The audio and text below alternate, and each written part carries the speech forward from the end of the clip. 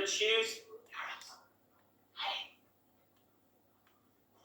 You're going to choose a historical mythology and you're going to present it to the class. Simple as that.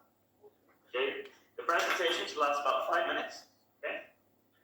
And the same as with your last presentation, it's going to be simply notes. No reading off some like notes. Obviously, there are some things like names and stuff.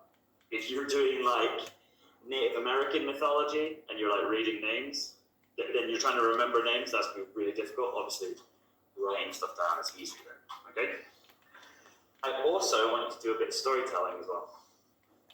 So in your group, you need to tell at least one story from your mythology, and all members of the group must participate in telling the story.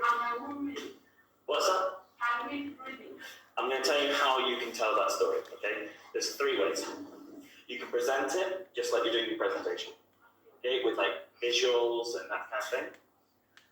You can act it like an actor. Yeah, like theatre, yeah. Or, third one, for people who don't really like to do stuff like that in front of the class, I'll let you make a video. And I'll show you websites so you can make animations and stuff. If you want to do an animated one and record your voice telling the story. And the way that you do the story side of it is up to you and what you're most comfortable with. I know some people are very happy to speak in front of class and tell stories, and some people are really performative, love to act and stuff. But some people are a bit more shy and they prefer to do it like their own thing, but also love like technology, this kind of thing. Up to you. Okay. I'm happy. Okay. Things to think about actually in the mythologies themselves. Creation. What's a creation myth? That's a myth, yeah. But yeah. So how? Why in English? Why creation myth? What does that mean? Why comment? What? Why? What do you mean why? Like the creation of? Yeah, Of the story of the. Not the creation of the myth. The creation of the.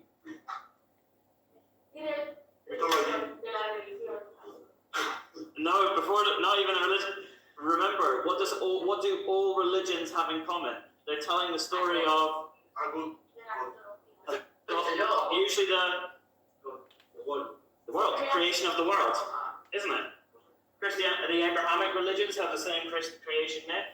In the Aborigine religion of Australia, they have a giant rainbow snake, like flies over the earth, and that's the sky. I love Aborigine stuff, it's cool. They all have their own one. Remember in the Vaiana movie, Maui said that he had his hook and he pulled the islands out of the sea? Yeah? All these are creation myths. Pantheon, what does that mean? It's a building, yes. It's used to describe a group of people who I think in general. The gods, exactly. Very good. The gods of the mythology. The gods of the mythology is the pantheon. The pantheon. Obviously taken from the Greek word because that building was where the gods lived. Okay? Good.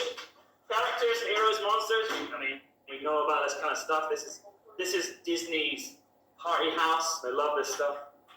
You know, the Greeks with Hercules. Think about the Chinese with Mulan. By the way, there's obviously an element where some of these people are real people. They actually existed. But then their story is kind of a bit... not real. You know, like...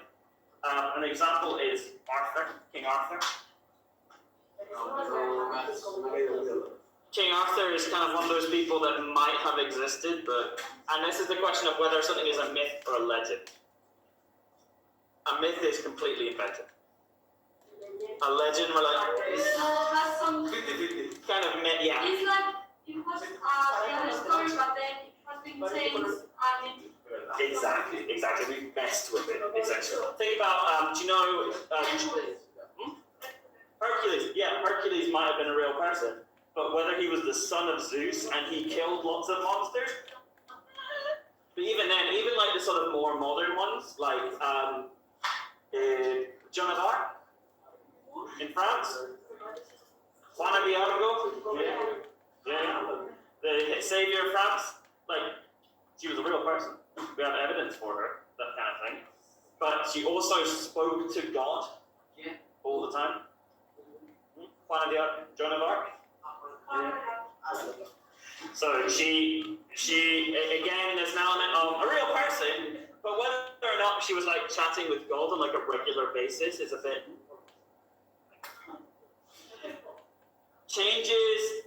Also, we can speak about how it changes. Okay, we spoke a little bit about the Greeks gods changed names. They changed names over time. What gods people started to like more also changed as well. Some people really liked, early on, Zeus was like the best god. But then later on, in like Greek and Roman mythology, he was like a bad guy. They hated him. But,